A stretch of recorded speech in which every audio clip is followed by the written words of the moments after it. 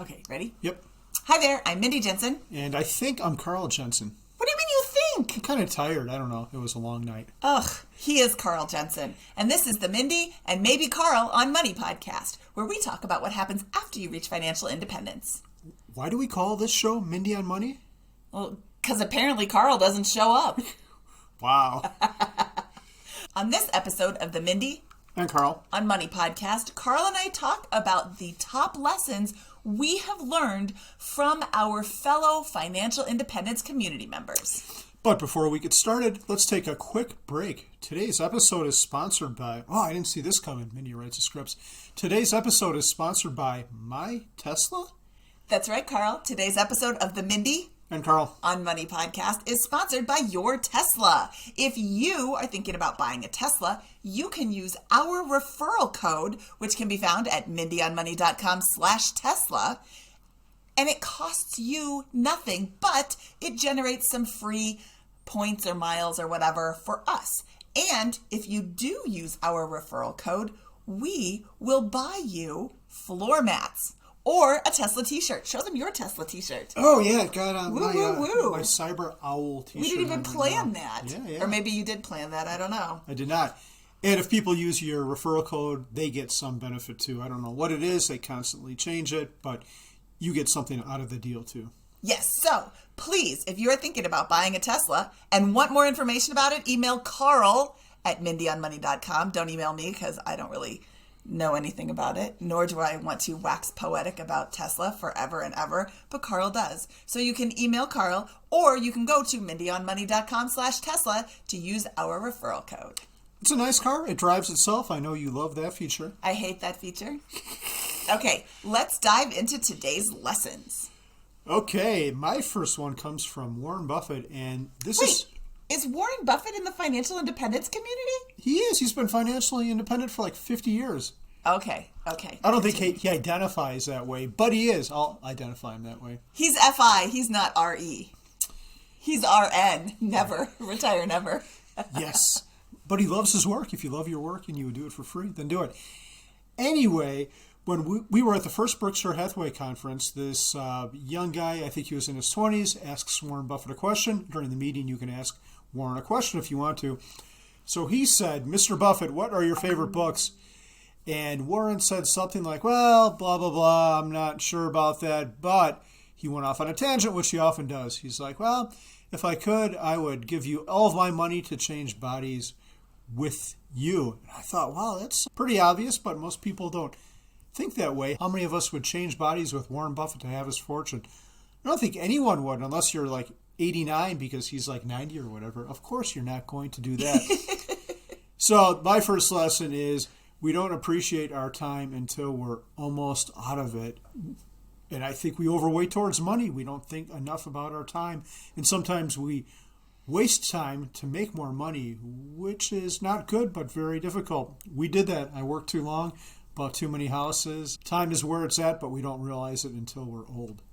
Yes, I don't have anything to add. Ooh, that makes me Charlie Munger to your Warren Buffett. What does he say? I have nothing to add? Yes, I have nothing to add. You look better than Charlie Munger, especially now. Oh, too soon. I know. I love Charlie. Sorry, Charlie. Charlie and I have similar eyesight. The next one, number 2, is something I learned from Pete, a.k.a. Mr. Money Mustache. When I first met him, I didn't know if he was just some character from the internet or if what he wrote about is really how he was. But it turns out he is mostly how he portrays himself on his site. He's much nicer and gentler. He feels he has to have that strong voice to have his message resonate. So he's a kinder, nicer person. But the thing that most stuck out about him to me is he's got a lot of money. I don't know what his net worth is. It's probably multi-millions. I think that came out in the New Yorker article.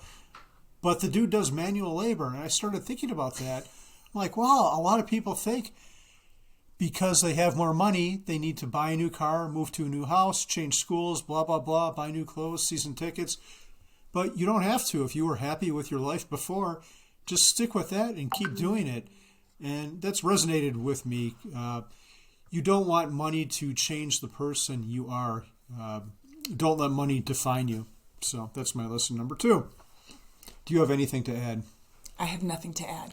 And Mindy has a lot. Mine just happened to come up first in this outline. Number 3 is from my friend Bob Haynes, who is a big friend to the financial independence community. If you've been to a conference like Economy, you've probably met Bob Haynes. He wears blue shirts all the time. I noticed something about Bob, that he's very personable. He knows how to relate to people. And we were having dinner with him in a restaurant in New York, and the person comes to take our order, and Bob says, "Hey, what's your name?" And the person's like, "Well, my name's like Robert," or whatever the person's name was. But the person was really honored and taken aback that Bob would care enough to ask them their name. And this kind of goes back to the Dale Carnegie book, How to Win Friends and Influence People. Have you ever read that? I have not. Okay. Everyone wants to feel important. So when you do something like Bob does and ask them their first name, that makes other people feel good about themselves and makes for a better time, better conversation, and better relationships. Okay, my lesson that I have learned from Bob is to be genuinely happy. Spend your time doing the things that you want to do. And Bob is living his best life, being genuinely happy. He goes fishing with his dad frequently. He lives near an ocean, and he posts pictures all the time of them in their boat out on the water, hauling in these huge fish. And he's just genuinely excited to be there, living in the moment and doing all of the things. And one of the reasons he is able to be so genuinely happy is that he doesn't have to go to work. He's not trading his time for money. He's doing what he wants. He set himself up early, got money out of the way, and is now living his best life. Ooh, does that sound familiar? Probably not to you. Wow. Okay, you're number 4. Okay, number 4 on our list is a lesson we learned from Ramit. Don't be cheap. And this is something that we're still struggling with. You know, you're not going to change your life overnight, especially your lifelong habits. But we were being cheap. We weren't being frugal. We were being downright cheap. And that is probably one of the biggest lessons that we learned from our appearance on the Ramit Show is it's okay to spend money on things that you enjoy and value. It's even more okay when you can totally afford it and it's not going to wreck your net worth at all. Yep. And that's a great transition into number 5, which comes from our friend BJ, who bought a Lamborghini. So just yesterday I was talking to BJ and I'm like, you know what? Sometimes the pursuit and the research that goes into buying something is better than the actual ownership of the object. I'm like, was that the case with your Lamborghini? Because I know you had to do a bunch of research and you had to find a dealership that would sell this thing to you and you had to get the right color and all that. He's like, well, actually, owning a Lamborghini is pretty cool. And I think owning it and driving it down the Pacific Coast Highway was the best part. So lesson number 5, a Lamborghini can make you happy. By the way, my birthday is coming up. Yes, it is. I hope you're not expecting a Lamborghini. You can just get me the cheap one. He had the Huracan Evo, which is like $250,000. They have one that costs like $700. Don't buy that one. No worries. Okay. I like silver or red, maybe. Yeah, okay. Okay, thanks. I'll make a note of that. Okay. Number 6 is mine as well. This one is so obvious, but when I started my blog, 1500 Days, in 2013, I did not know what an index fund was. I just bought individual stocks because I knew mutual funds had high fees. So I'm like, yeah, you know what? I'll just buy stocks. And then I read an article by J.L. Collins on the Mr. Money Mustache website. I'm like, oh yeah, what have I been doing? And we got very lucky. We have money now because we got lucky with these stocks. But now all of our money goes towards index funds because you don't have to think about them like I think about my Tesla stock 500 times a day. So number 6, buy index funds. Number 7 is from Alan Donegan, the rebel entrepreneur. I met him at a Chautauqua, the old J.L. Collins event in Ecuador, I think way back in 2017. He said something that's interesting and something I got wrong with life a lot. He said you must experiment and that not everything in your life is going to be a win. And I think I've always overthought decisions. Like, I don't want to have any losses, but you're going to have to. And losses and failure, failure has connotations to it, but that has value because, I don't know, for example, I'm just coming up with this off the top of my head. Maybe you've got 10 different vacation places, and how are you going to know which one is the best? Like, which beach vacation? You go to Hawaii, there might be too many people there, so maybe you need to try Fiji. You need to experiment in life, and it's okay if something doesn't go right, because then you don't have to have regrets, and you've learned something and can move on.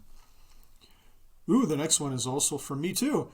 I was talking to Doug. This is number 8, by the way. I was talking to Doug, my podcast partner on Mile High Fi, and I was telling him about all the stuff I had to do that day. He's like, whoa, dude, it's okay to just go slow and not do much of anything. And I still struggle with that. Every day. Okay. You still struggle with that every day. What should I do different?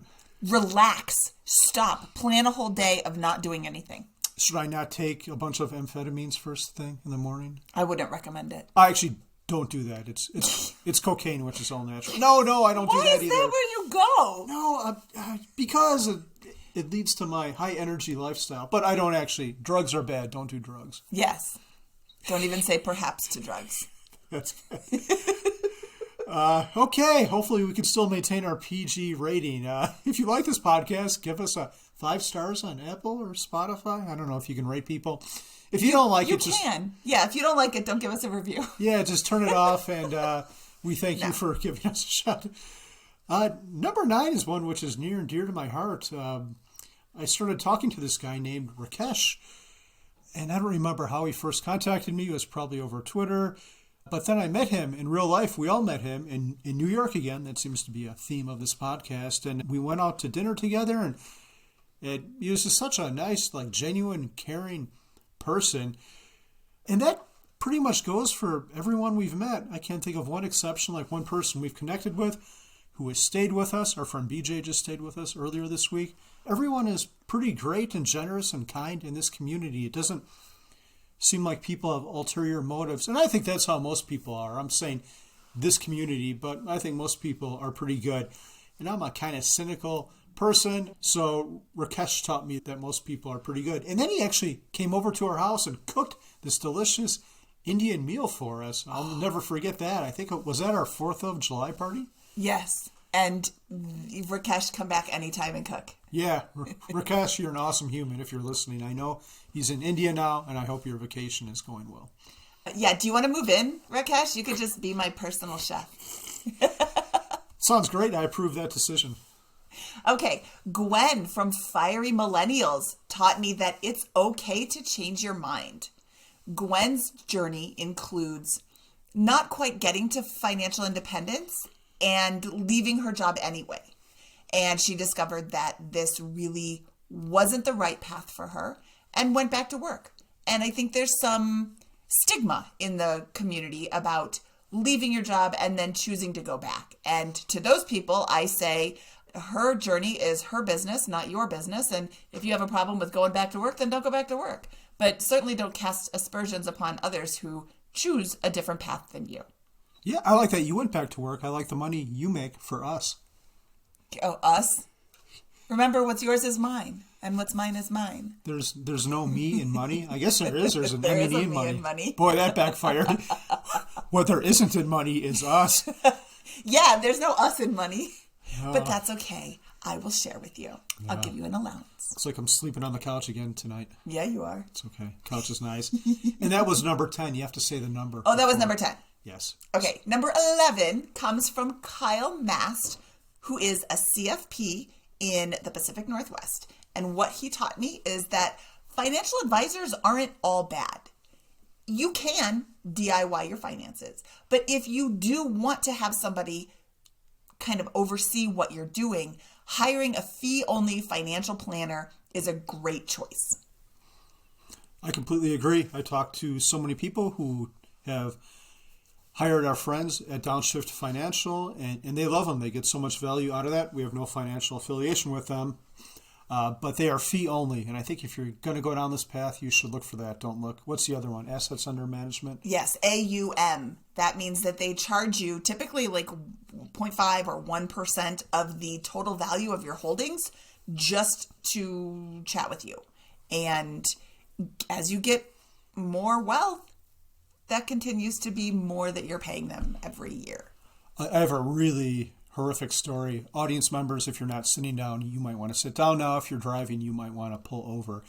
I met someone yesterday who has an AUM advisor. She's like, I think I need to change because I'm paying a lot per year. I'm like, what are you paying? She's like, probably $30,000 to $40,000. Holy cow! Again, we're not casting aspersions on people who make different choices. However, that is a lot of money to be paying somebody. Yes, and that's money that could be in your pocket instead of your advisor's. If your advisor is Warren Buffett, it's okay. But Warren Buffett would never charge that much either. Also, he would never advise you. Yeah. Warren, if you're listening and want to give us some advice, we would love to talk to you. Okay. He's going to say index funds in Berkshire Hathaway. Yeah, 90% index funds. You've got number 12, which comes from J Money. Number 12 from J Money from Budgets Are Sexy. Take care of your body and your mind. Jay is currently on a yoga kick, as well as having experienced some personal medical issues, which you could have heard in our previous interview with him. He is taking charge of his mind and his body so that he can prolong his life, be a healthier person, just in general, enjoy life. I'm thinking about taking up yoga too. You would just love it so much. Do the hot yoga. That was a joke. I'm never doing yoga, and I'm especially never doing the hot yoga. I'm as limber as a 2x4, but maybe that's why I should do it. I don't think you are correctly categorizing your lack of limberness. I think a 2x4 bends more than you do. I've got some good yoga moves. I'll show you one I learned in P90X. It's great. No, I was on my hands and I put my feet on my elbows. It was awesome. Okay. Yeah, you'll be impressed. I think you'd be really good at Shavasana.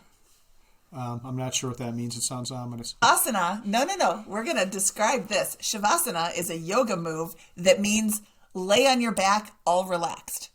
Oh, I could get into that. I know. I think you would be awesome at Shavasana. Yeah. Okay.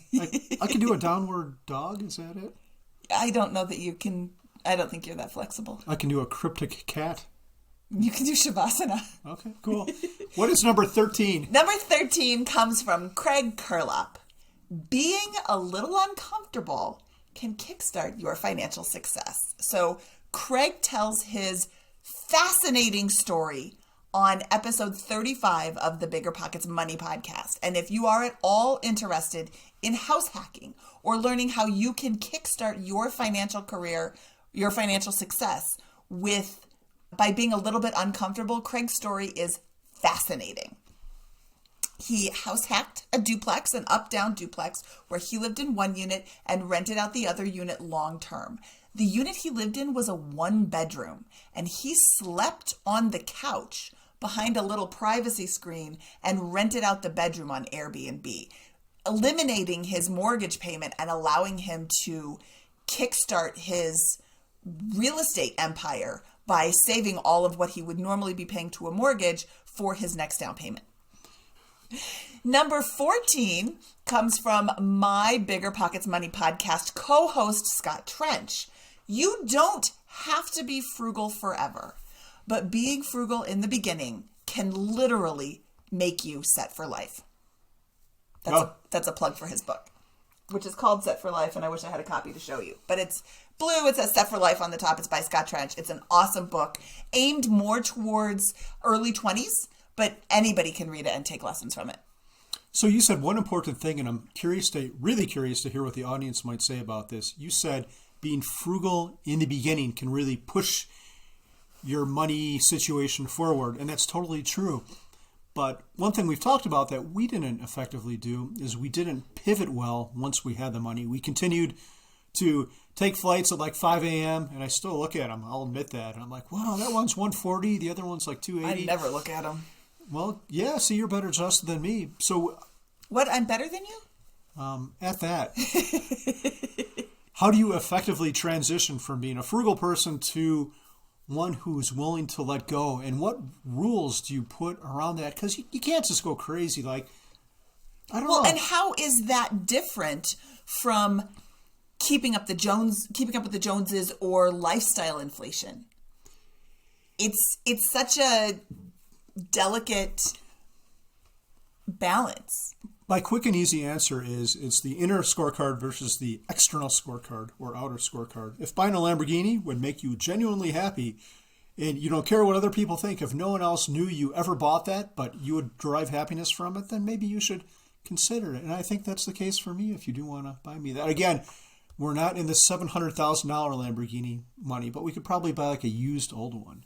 Not like a real old one. Those are expensive. I wasn't considering the $700,000 one. Not even a little bit. But if you have a comment on this, how to effectively pivot in life, send us an email, Carl at Mindy on Money or Mindy at Mindy on Money, Mindy at Mindy, or engage our Facebook group. And what's our Facebook group? Our Facebook group is facebook.com/. Oh my goodness. It's like I've never spoken before. Facebook.com/groups/Mindy on Money. And yeah, how would you define the difference between letting go of your frugality because you can afford to now versus lifestyle inflation? I think that's a really interesting divergence of or coming together. Divergence is apart, right? Yeah, I don't know. Yeah. I think it's interesting. Anyway, you know what I'm talking about. What's that word you made up? A fluctualicious? Fluctualicious. And also let me know scenario. If Mindy should buy me a Lamborghini. If your answer is yes, please leave a comment. If your answer is no, just be quiet.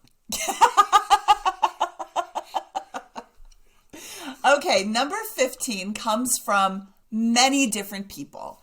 Our co-working community, Diana Merriam, the founder of Economy Conference, Stephen Boyer, the founder of Camp Phi. Finding your people is so important.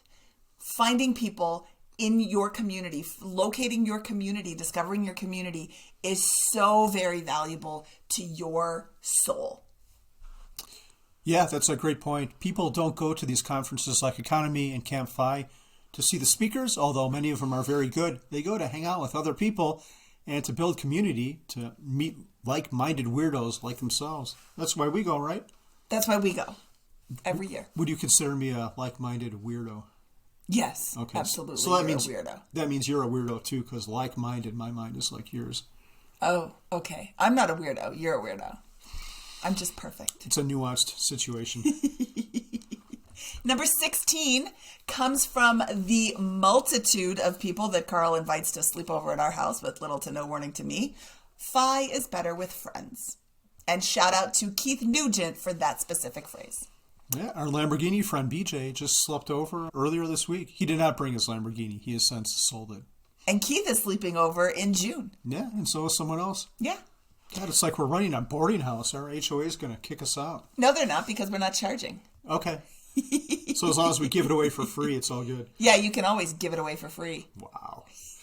All right. And finally, our last lesson learned comes from Natalie Colity, who is a tax professional. If you are looking for a tax pro, you can reach out to her at natalie@kolotax.com. That's Natalie at KOLOTAX.com. She taught us how to depreciate a zebra, both as a non-farm animal and as a mixed-use zebra. What is a mixed-use zebra? I knew you were going to ask me that question, so I am going to pull up this picture. We're going to splice it into the show notes as well. But a mixed-use zebra is a utility animal, breeding, showing, or for performance. Okay. Are you suggesting that we should buy a zebra? I've heard they're kind of mean.